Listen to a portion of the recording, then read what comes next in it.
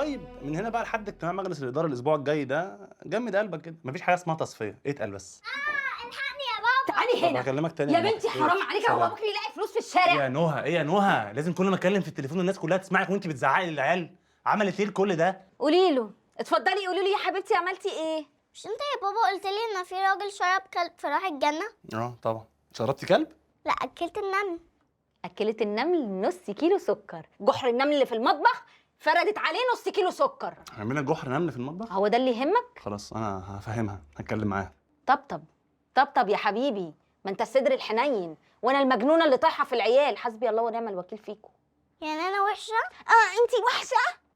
ماشي. على فكره بقى يا بابا، ماما حامل. ايه؟ ماما ايه؟ ماما حامل، ده فيلم البنت بتحبه ماما جدا. ايه؟ قلتي ماما ايه؟ نزل منه جزئين، ده ماما فيلم. قلتي ماما ايه يا حبيبتي؟ مش فيلم يا حبيبتي، يلا قولي له. قلتي ماما ايه؟ ده فيلم يا بابا، ده فيلم. شفت؟ انا قلبي كان هيقع.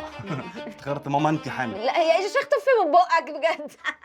متجاهل، هموت يا متجاهل. يلا حبيبتي شغليكي الفيلم اللي انت بتحبي تشوفي ايام السن ده. كبر على الهزار ده.